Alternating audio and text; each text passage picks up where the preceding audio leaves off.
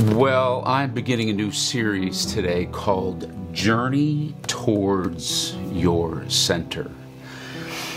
You know, we live in a very, very divisive time. So one of the things I'd like to do for the next couple weeks is I want to talk about that and how we can stay healthy, how we can stay centered in all of that divide. Today I want to talk a bit specifically about the divide and identifying it. And then what I'll do over the next couple weeks is talk about what it means to be and stay centered. I want you to look at this kind of silly vector slide that kind of represents a rainbow coalition of people. And I want you just to take them in and take a look at this. Then I want you to look at this black and white sketch. It kind of takes all the details away, but you see these black and white illustrations of people. And then just notice in both of these slides, just notice the edges or just the visuals you take from looking at them.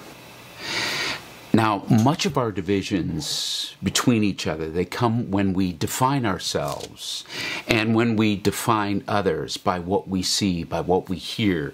These labels we give ourselves, these labels we give other people, all to define ourselves. I'm black, I'm white, I'm Hispanic, I'm Christian, I'm an atheist, I'm a Baptist, I'm a Methodist, I'm a Republican, I'm a Democrat, I'm a doctor, I'm a lawyer, I'm gay, I'm straight, I'm a man, I'm a woman, I'm white collar, I'm blue collar. I'm American, I'm Canadian, I'm European, I'm from the UK. Now, I'm not saying using these definitions is completely bad, but what I'm focusing on is not the identifications. What I'm trying to focus on are the divisions. Now, you can call these things labels, but for the sake of the point that I'm trying to make, I'm going to call them our edges, our edge self. Now, hang with me. We tend to define ourselves by our edges, by these labels that reveal our edges. We keep our conversations about our edges. We articulate our differences by our edges. We conclude our thoughts about others by their edges. Now, does this make sense? Are you tracking with me? You know, much of Jesus's encounters with people, he often runs into people who are defined and feeling less than because they have edges that don't compare, whether it's physically, religiously, racially, economically. So let me show you this encounter in Mark chapter 10 when Jesus encounters this guy who is blind named Bartimaeus. Take a look at this. They reached Jericho, and as Jesus and his disciples left town, a large crowd followed him. A blind beggar named Bartimaeus was sitting beside the road. When Bartimaeus heard that Jesus of Nazareth was nearby, he began to shout, "Jesus, Son of David, have mercy on me." "Be quiet," many of the people yelled at him. But he only shouted louder, "Son of David, have mercy on me." Now, I love this, and I love where this guy is at, because he's at the point, he's probably been living in his edges and his labels all his life, whether it's the labels he gives himself or allows people to give him, how culture defines him. And again, being a blind person, he is defined in so many ways, not only physically less than, but even religiously and spiritually, he's viewed as less than. And finally, he can't take it anymore. It's like he goes, I don't want to live this way anymore. And he just shouts out to Jesus to come help him. So they called the blind man. Cheer up, they said. Come on, he's calling you. Bartimaeus threw aside his coat, jumped up, and came to Jesus. What do you want me to do for you? Jesus asked. My rabbi, the blind man said, I want to see. And Jesus said to him, Go, for your trust in me has healed you. Instantly, the man could see, and he followed Jesus down the road.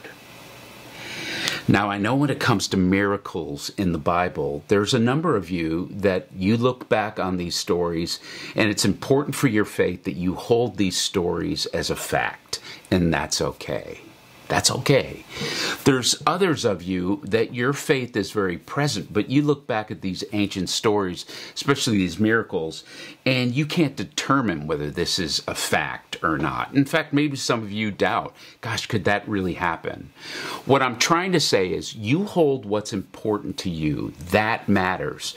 The point I'm trying to make with this story, so it doesn't matter which side of that you land on. The point I'm trying to make is here is a man who has lived by his edges all his life, and finally he encounters Christ, who goes, okay, we're going to see beyond these edges.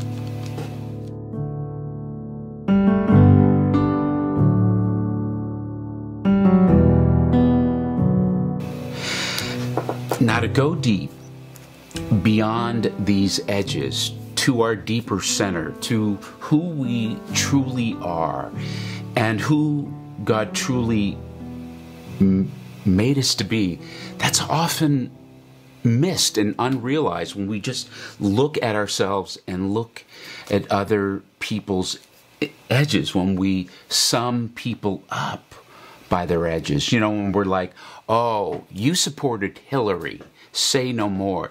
Or, oh, you voted for Trump, I know exactly who you are. Or, you're from New York. Or, you are from Europe. Or, you have a Southern accent. And on. You get it. So whenever we assume or we judge someone by their edges, or we promote our own edges as a definition of ourselves, we never have to understand or actually crawl inside ourselves or crawl into someone else's life to understand. We hold on to these summations of them. And we're not able to set aside our biases or really move beyond our fears and or our comfort zones. We just hold on to those things. And we often confuse our edges with our own true center. Some of us actually think our edges are our substance, who we truly are. And for spiritual people, when we label our edges as good or bad, or holy or unholy, sinful, righteous, the right way, the wrong way, whenever we even decorate our edges spiritually, what happens is now we either have to defend them, or we have to persuade others of them, or we have to attack other people's edges who are different. And so then our spiritual lives become about fixing our behavior, or we've got to get more zealous and more holy, or moralize, or protect our edges. And so this is how we can view ourselves, and this is then how we view others. It's almost like our actual skin, as Richard Rohr says, that's an edge. Right? It's not that our skin is bad.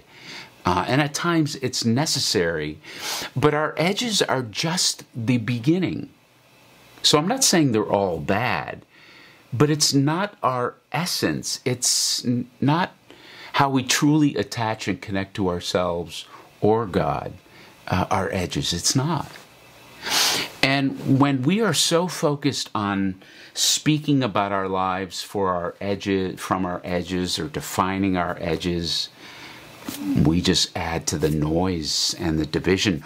We're suddenly swept up in the pack of defense and persuasion and argument and proving we own our edges. And we're just given more to attack and label and judge people. And we just add to the same thing. We add to the whole tornado. It just whirls around us. And some of us have been doing this so long, we actually think it's the only way to live. We've never been able to imagine our lives a whole other way. We can't even recognize it. We're not aware of it. But listen, I don't have to live this way. You don't have to live this way. You don't have to be tricked into believing that this is the only available way to have a life or Christian spirituality. All of the noise and so many of the conversations that are floating in the air by way of the media and social media from so many pulpits, they are not encouraging us to travel to our center. We don't have to live this way. And again, those who speak this way, it's not that their voices are insincere. There's many sincere people who are drawing edges, but they're not designed to lead our lives to our center, from our soul to our spirit. It's not designed to truly connect us to God, to ourselves. We can even have an edge-living religion, right? That's why some of you left it. You were tired of a life, a soulful life, hampered even by a religion, an evangelicalism, an American Christianism, or a Western Christianism that was all defined by edges. But you go, it no longer works for me. I need something new.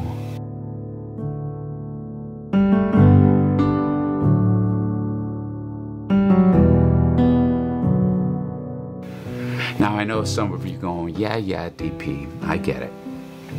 So let me just end by asking you this question. Who are you? Who are you?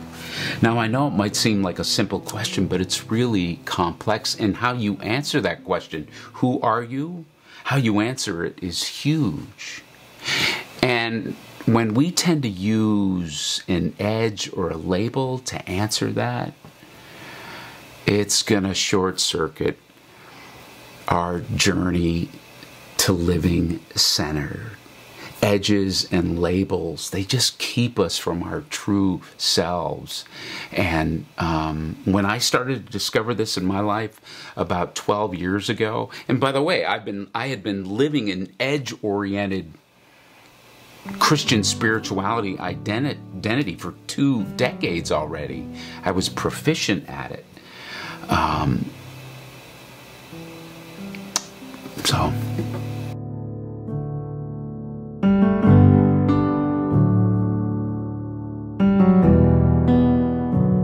So here's the deal. You don't have to give up your labels once and for all, and you don't have to quit cold turkey. Let's be honest, that's not very realistic, and we do live in a world where we need labels. But from time to time, try to see yourself free of those labels.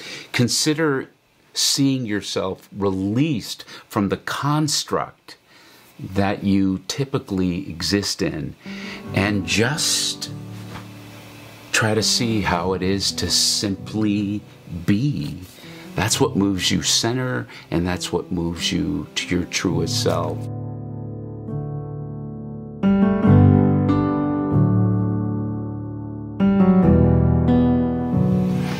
Well, I know I said I wanted this message to be just identifying edges and just growing in an awareness of our edges. But I also want to, I want to make sure this is pretty practical. So I want to tell you some things that I do to, some practices that help me move away from my edges and to move more soulfully centered. So let me just riff through these pretty quick. One of them is creating a space for reflection and meditation. So there are parts of my week that I set aside to just begin to reflect on these deeper things and to meditate over them. Over the years, I've more and more made meditation a deeper part of my life. It's where I'm able to attach to God. It's when I'm able to attach my trust and affections to God. It's when I'm able to attach myself to myself. I used to have an edge-oriented quiet time. It was about spiritual performance. I had to study the Bible. I had to learn the Bible. I had to apply the Bible. And that was just, for me, you might be different. For me, it was just packing on more edges. I'm holy. I'm a Bible studier, Bible knower. But now it's about going inward. And so the more I'm able to meditate and reflect, and part of that is prayer, it takes me deeper center. Here's another one. And this is good for me because I'm a 7 on the Enneagram, always looking ahead. And that's staying very present. So if I'm doing meditation, staying very focused on my breathing, staying very focused in the surrounding. Sounds very perfunctory, but what it does is it helps the mind to focus. And then as I'm going about my day, even going about my future goals, which I do have, and future ambitions, it's still having my noticer out. My mind is aware of the present moment, in being in the present moment and accepting the present moment without judgment. So it's that. And then I'll add this, I sort of hit on it. It's just being and listening without judgment. You see, when you have an edge-oriented spirituality, especially, I've lived this way, and as a minister to people for 30, 40 years, I've been walking people through this. When you have a very edge-oriented spirituality, this is the Bible, and this is what it means. This is what it means to be righteous and holy. This is what it means to be sinful and wrong.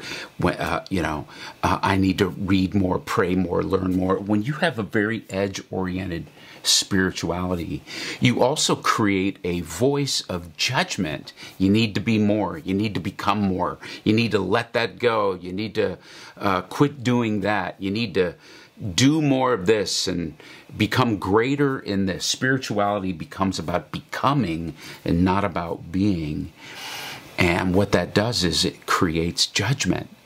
So the more you can listen and be and reflect and meditate without judgment, you just become an observer of yourself and just go, I'm sad, no judgment. I'm angry about something, no judgment. You see, what happens is if you inadvertently judge yourself, then we subconsciously avoid. I mean, who wants to walk through a door and get socked in the face? You'll go, I'll stop walking through the door. But if you can hold space in your own reflections about yourself and the world and others without judgment, then you're able to freely move towards these things. Now, these things take practice, but These are things that help me to stay centered. Deeply trusting myself is another one. I had the kind of spirituality that said, David, your mind is bad. David, your body is bad. David, your thoughts and emotions are bad. It's sinful. It's unholy. So this created a detachment in me, and it created a sense that I wasn't able to trust myself. But I've really joined these two things in my healthy spirituality. When I'm trusting God, that also should mean the health of that is also trusting myself. And when I'm trusting myself, trusting my gut, that is trusting God. Why?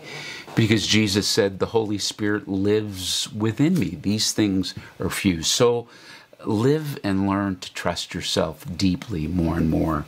And then finally, stay connected to nature.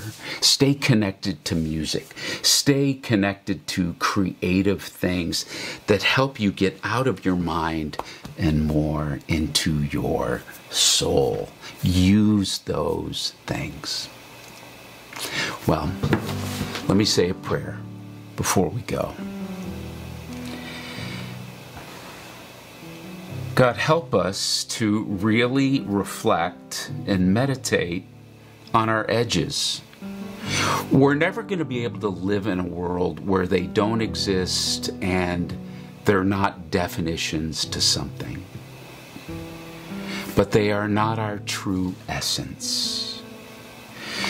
May we move towards our center through reflection and a more contemplative life that attaches to you and to ourselves through love and compassion and acceptance. May we stay very focused on the present. God, help us to live without judgment, judging everything, to just be an observer and to be able to reflect and to not judge ourselves by our edges, whether it's a critical edge or even it's like, ooh, look at me, I'm this. Help us to move towards our essence, our center. And God, help us to, especially those, to deeply trust themselves. And I pray these things in Jesus' name. I'll see you next time. Sit there while I tell you just how beautiful you look tonight. As if you haven't heard me say about 100 times. You shake your head and look away. I promise that I've tried my hardest to let go of this, but every time I think about a world without you in it, my life becomes a darker shade of gray. Hey, hey, and all I wanna do is make you smile. When darkness still ensues, I wanna be alive. Whatever we go through, I'll make it worth your while. 'Cause every minute, every hour, every day I wanna make you smile.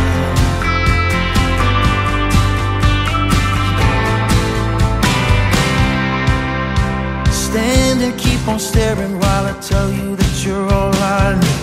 And even though I know you know that I'm a fighting breed, I'm gonna keep on showing you exactly what I mean. 'Cause all I wanna do is make you smile.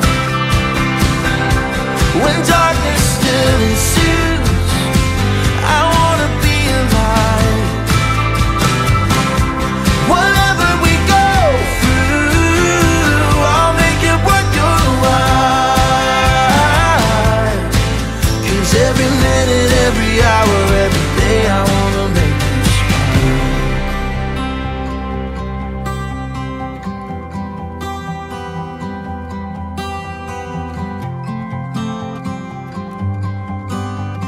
If there comes